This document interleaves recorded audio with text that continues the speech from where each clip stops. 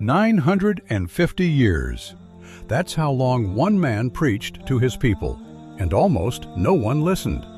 Not 50 years, not 100, 950. If you've ever done the right thing and felt like it made no difference, if you've ever kept going when every visible sign told you to stop, this story will change how you see that struggle. Because the greatest prophet of patience in the Quran didn't succeed by any worldly metric. He succeeded by not stopping. Surah Al-Ankabut states it plainly. Nuh remained among his people for 950 years. Nearly a millennium of calling. Nearly a millennium of the same people saying no. After Adam, the early generations knew God. They had the lessons, they had the memory, they had the repentance. But over time, not in one generation, not in a sudden collapse, slowly, over centuries, the memory faded. Ibn Kathir narrates how idol worship began.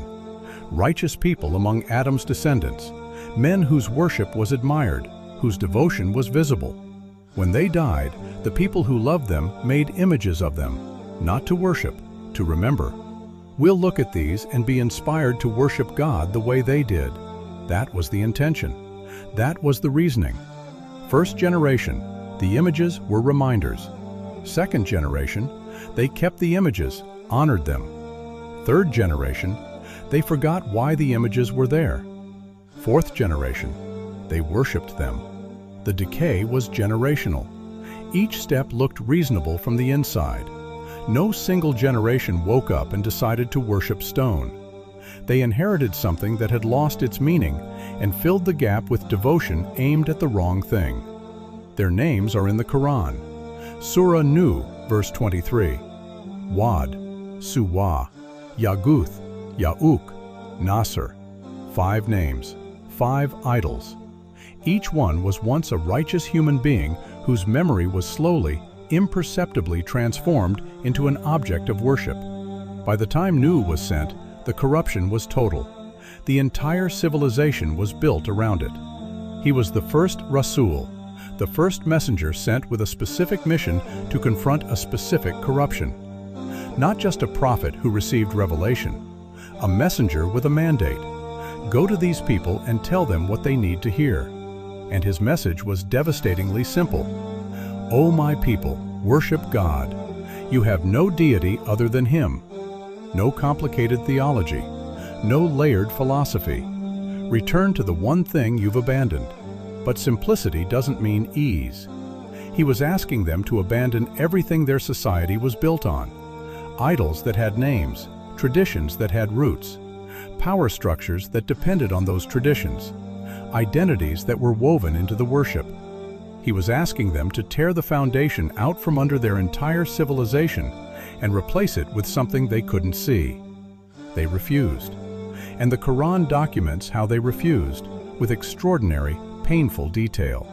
In Surah Nuh, God preserves the prophet's own complaint, his own voice, reporting back to God what he tried and what happened. He called them day and night. They didn't listen. He called publicly, in the open, in the gathering places. They turned away. He called privately, one by one, in quiet. They resisted. He appealed to reason. Look at the heavens, the earth, the rain, the cycles of the moon. He appealed to self-interest. Ask forgiveness and God will send you rain. He'll give you wealth, children, gardens, rivers. He tried every angle a human being could try, every register, every approach. They put their fingers in their ears, covered themselves with their garments, persisted in their denial, and were arrogant with great arrogance. The image the Quran paints is visceral. Grown adults, fingers jammed into their ears so they couldn't hear, cloaks pulled over their heads so they couldn't see the prophet speaking. Not because the message was unclear, because it was inconvenient. It threatened what they had. It threatened who they were. The elites added their own layer. Shall we believe you when the lowest of people have followed you? Their objection wasn't theological, it was social. The poor believed, the fishermen, the workers. And the powerful looked at who was sitting with Nuh and said, if those people are your followers, "This can't be worth our time." Nu refused to dismiss his followers. They demanded he send the poor believers away as a condition for even having a conversation with him. He wouldn't do it. The pattern repeats across every prophetic story. The first to believe are almost always the ones with the least to lose. The ones with power, with reputation, with property, with status, are almost always the last. Because faith asks you to put something above yourself. And the more you have, the harder that ask becomes.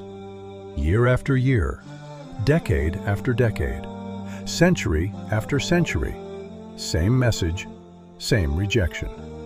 The Quran preserves Nuh's words to God. "Every time I invited them so that you may forgive them, they put their fingers in their ears. And whenever I called them, my calling only increased them in flight."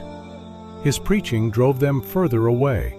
He was doing exactly what God asked, the exact thing he was commanded to do, and the visible result was people running faster in the other direction. Not for 10 years, for almost 1,000 years. Imagine the weight of that, the isolation, the doubt that would claw at any human heart. Am I doing something wrong? Why isn't this working? How do you keep going when the evidence says stop? The answer the Quran gives is this. The command was never succeed, it was deliver. Nuh wasn't measured by how many people believed. He was measured by whether he kept delivering the message. The results belonged to God. The effort belonged to him. And he kept going. For 950 years. That's the entire meaning of his title. One of the Ulul Azm, the prophets of firm resolve. Not because he won, because he didn't stop. Then came a point, after centuries, after exhausting every approach, after watching generation after generation choose the idols over the truth, when Nuh turned to his Lord with a different kind of prayer. Not a sermon, a plea. "Indeed, I am overpowered, so help me." He didn't ask for revenge, didn't ask for destruction, didn't curse his people or ask for fire from the sky. He said, "I am overpowered. I've given everything I have. I have nothing left. I need your help." And God answered. And what came next was the most catastrophic divine response in human history. It didn't begin with rain. It began with a command to build something impossible in a place with no water, no sea, no logical reason, while his own people watched and laughed. Next, the ark, the flood, and the son who stood on a mountain and thought he was safe. These stories were sent down to be remembered. Help someone remember. Share this story.